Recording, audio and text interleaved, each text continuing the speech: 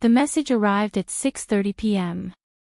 No preamble, no pleasantries, just my father's voice, measured and concise, like a business memo. Don't bother coming to the family meeting.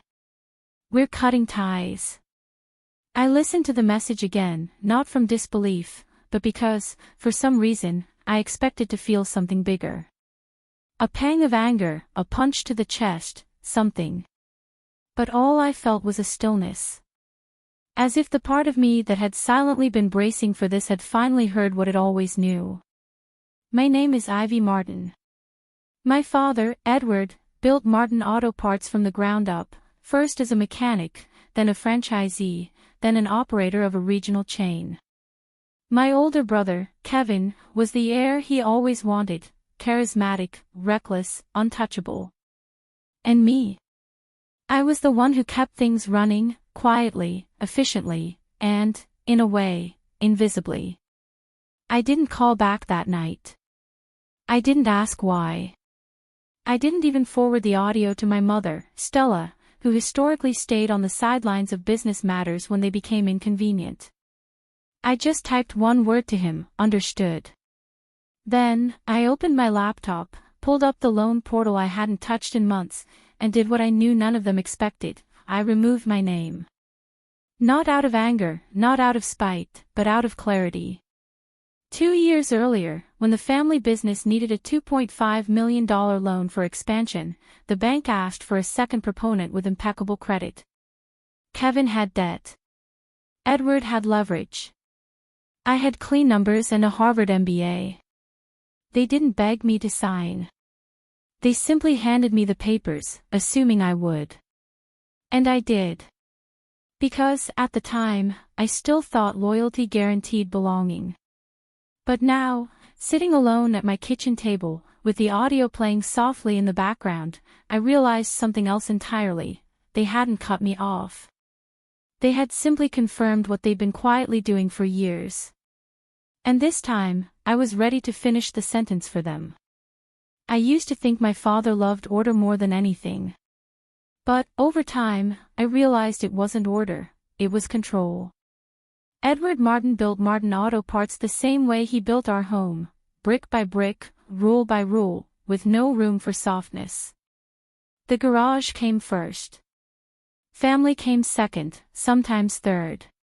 He had a saying he liked to repeat in front of employees and even more in front of us: we don't hire strangers. We raise replacements. And that's what Kevin and I were, potential successors, at least in theory. Kevin was 3 years older, louder, bolder, and always walking a little outside the reach of responsibility. But he had the charm Edward respected, a slickness my father recognized in himself. So, Kevin got the praise, the second chances, the freedom. I got the clipboard. By 12, I was logging tire shipments. By 16, I was managing the payroll for the third branch during spring break. I didn't ask, I was told. No, thank you, no questions, just the implied expectation that I would be where the business needed me, available, compliant, tireless. My mother, Stella, wasn't unkind.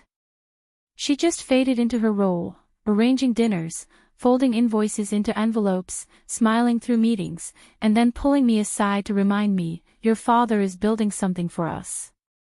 Be grateful, darling. So I was, or tried to be. I studied hard, got my MBA, turned down a corporate logistics offer in Chicago because Edward said, family before ambition. He needed someone to help with regional expansion. Kevin, apparently, was focusing on this vision. I focused on everything else. When the opportunity arose to secure funding for a new headquarters, I negotiated the lease, compared rates across 6 banks, and secured a deal with favorable terms and a 3-year interest rate lock. But the bank wanted a second signatory. Kevin couldn't, his credit was shot. Edward didn't want to put personal assets at risk. So they turned to me. No grand speeches, no dinner, just the papers on the table and a pen already uncapped. I hesitated, maybe for half a second. Then I signed. Because, somewhere inside me, I still believed that if I showed I was loyal enough and indispensable enough, they would finally see me, not as the fallback, but as part of the plan. Of course, they never thanked me. They just assumed it was my job. That was 2 years ago. I thought I was investing in a future we would share. I didn't know, then, that I was just making myself useful enough to be invisible. And if you stay silent long enough, you start to believe invisibility is a kind of love. It's not. It's just silence mistaken for peace. The first crack didn't sound like breaking. It sounded like laughter. Kevin's laughter, to be exact. We were in a quarterly budget meeting, just the three of us, me, Kevin, and Edward. I had flagged a vendor invoice, $12,000 duplicated over 3 months. A clear error, or so I thought. "Oh, that's from a friend of mine," Kevin said, dismissing it like lint on his collar. "Just let it go. He gives us good rates elsewhere." I looked at my father, expecting something. A raised eyebrow, perhaps a single word of scrutiny. But Edward didn't move. He just took his coffee and said, "Focus on bigger things, Ivy. Stop acting like an outsider." Outsider. That word didn't just sting, it settled somewhere under my skin. I wasn't a new hire. I had overseen logistics for 4 branch expansions, renegotiated our fleet lease for half the original cost, and kept payroll balanced through 2 supply chain disruptions. And yet, when I questioned anything that didn't involve spreadsheets or quiet compliance, I became an outsider. After that meeting, things shifted. Subtly, at first. My access to our back-end system started to narrow. I could no longer log into vendor platforms. Then, the financial dashboard redirected me to a read-only page. The company credit card tied to my name expired and was never replaced. Every time I asked, I got the same answer: "We're restructuring," or "temporary system changes," or, worse, "don't worry about it." And yet, I noticed Kevin had a new standing desk, a company-paid trip to Las Vegas, labeled a leadership summit, and an office chair that cost more than my first used car. Something shifted inside me. Not anger, not yet, but a silent alarm. The kind that rises when your instincts whisper, they're prepping a door for you, and it only opens one way. I started saving copies of everything: internal expense reports, meeting notes, emails where Kevin copied clients but signed off using my name.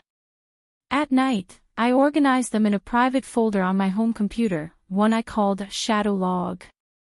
I wasn't sure yet what I was building, only that I needed to hold on to the truth while it was still in my hands. One night, I reached out to Natalie Johnson, a former law school colleague. We'd lost touch for years, until she'd helped her sister navigate a messy divorce from a real estate partnership. I didn't tell Natalie everything, just enough to ask one simple question: if a co-signatory pulls out of a business loan, what happens? Her pause was telling. "It depends," she said. "If you're not a guarantor, and you're not involved in recent misuse, the loan can be reevaluated without your name, quietly and legally." In that moment, I exhaled. I didn't know if I was planning an exit or building an alibi. What I did know, finally, was that the story I thought I was living, the loyal daughter keeping the legacy afloat, wasn't mine anymore. They weren't just pushing me out, they were doing it slow enough to keep profiting from my silence. It was a Thursday morning in early spring when the final piece clicked. I had just received my monthly credit statement, something I reviewed out of habit, more than concern. But this time, one line stood out: Martin Holdings, Deferred Payment Review. I hadn't seen that name in years. It was a shell corporation Edward had set up for real estate holdings, dormant, or so I thought. Curious, I dug deeper. What I found wasn't surprising, it was worse. The expansion loan I had co-signed 2 years prior, the one used to launch Martin Auto Parts' new regional headquarters, was delinquent. 3 payments late. The business was on a razor's edge, barely holding on with grace periods and overdue vendor invoices. My name was still on the loan, and worse, it was being cited in communications with creditors as a reason to extend goodwill. Because my credit was clean. Because my financials were intact. Because I was, as always, the reliable one. But I hadn't seen a financial report in months. I hadn't been included in a board meeting since last fall. And the last time I asked Kevin for an update, he replied with a winking emoji and a "no worries, sis. Big vision coming." Vision didn't pay the bills. I pulled archived records, traced invoices 6 quarters back, compared expenditures to the budget projections I had written myself. And then I saw it, over $40,000 in consulting fees, all funneled through a friend of Kevin's. Multiple entries labeled marketing tests had no campaigns linked to them. Fleet repairs triple billed, and vendor budgets signed with my initials, which I had never approved. It wasn't mismanagement. It was orchestration.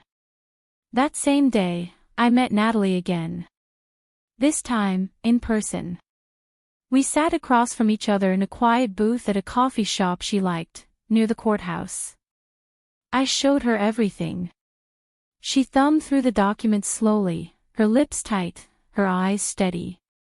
When she reached the co-signed loan agreement, she paused. "You're not listed as a guarantor," she said. I blinked. "What do you mean?" "It means they used your name to secure the loan, but you're not legally bound if you withdraw before restructuring." "What if I do?" Natalie laid the papers down, clasped her hands, and said something I've never forgotten: "You don't have to confront them. Don't warn them. Don't yell. Just move the brick holding up their wall and let it fall." I went home that night and opened the folder I had renamed. No longer a shadow log, now redemption plan. Inside were PDFs, flagged emails, account screenshots, and a draft letter Natalie had helped me write weeks before, when I was still hesitating. I wasn't hesitating anymore. They hadn't just pushed me out, they had used me until they presumed I had nothing left to give. And maybe I didn't. But I had one thing to take: my name. It took 4 minutes. That's how long the portal was open after I logged in, using the administrative credentials I'd created 2 years ago, when I still had full access, when I thought I was building something real. The screen blinked once, then showed a warning: active co-applicant status. Modification options available. I clicked remove. Then, I uploaded the signed withdrawal letter Natalie and I had finalized 3 weeks prior. I typed my PIN, submitted. No alarms blared, no confirmation email, just a silent message in gray text at the bottom of the screen: update received. Processing pending compliance review.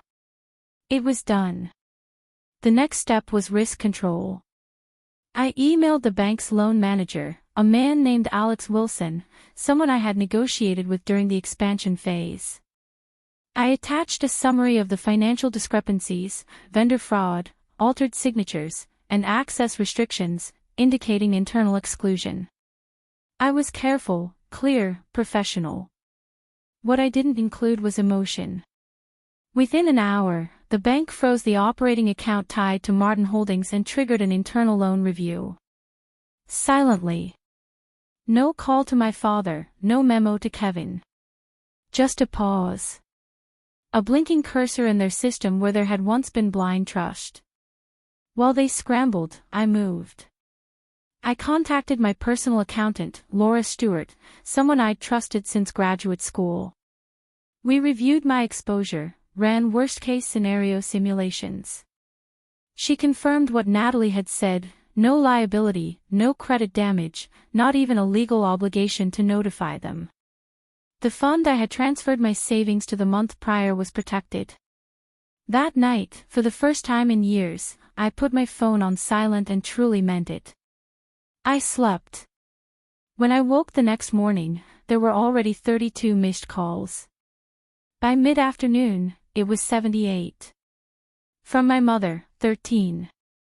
From my father, 7. From Kevin, 7, and one from a number I didn't recognize until I listened to the voicemail. It was Gordon Maddox, the company's longtime accountant. His voice was high-pitched, panicky, almost cracking. "Ivy, call me now. This is serious. The loan is collapsing. The bank pulled support. We're at risk of default. You need to fix this. Do you hear me? You have to fix this." I listened twice. Not because I didn't understand what he meant, but because it sounded like justice. And justice, when it finally arrives, doesn't scream. It echoes.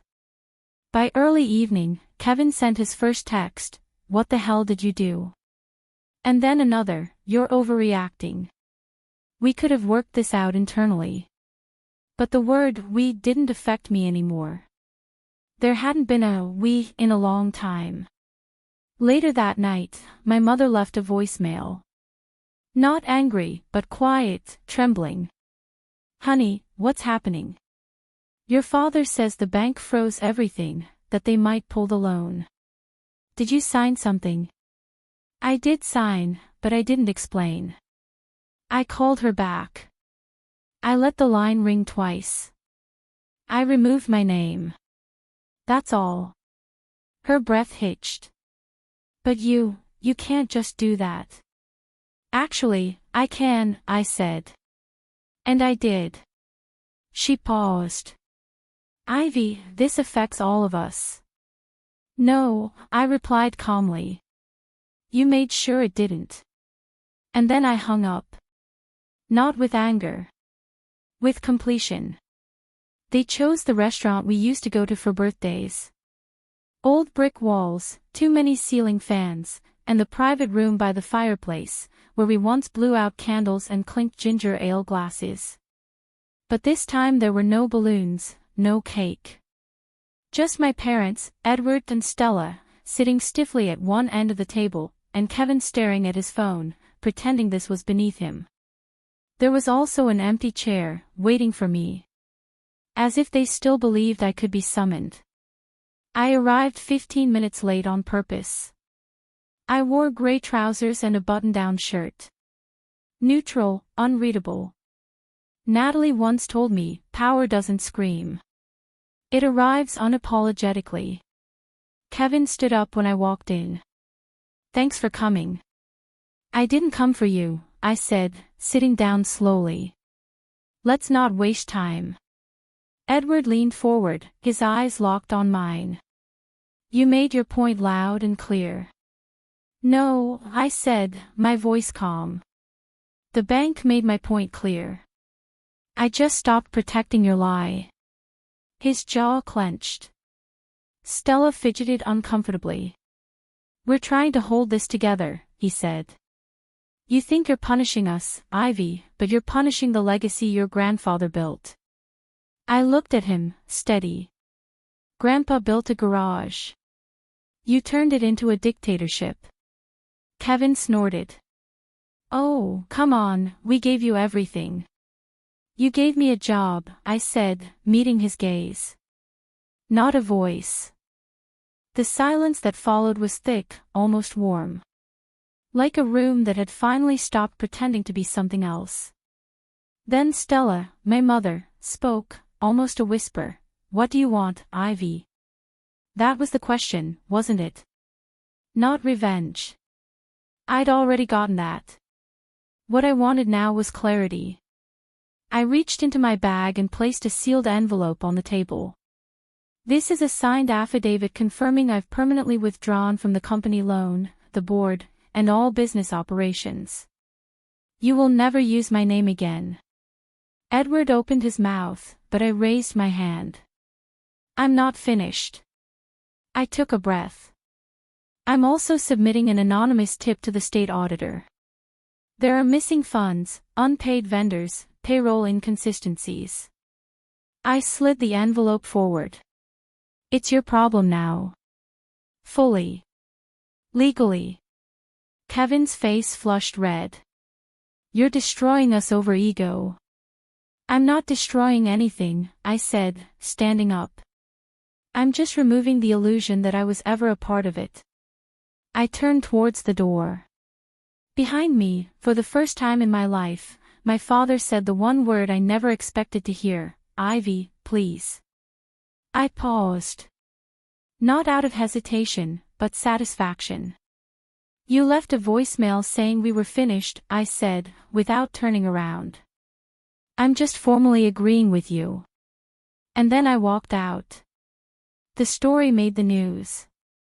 Not the big papers, just a small blurb in a local business digest.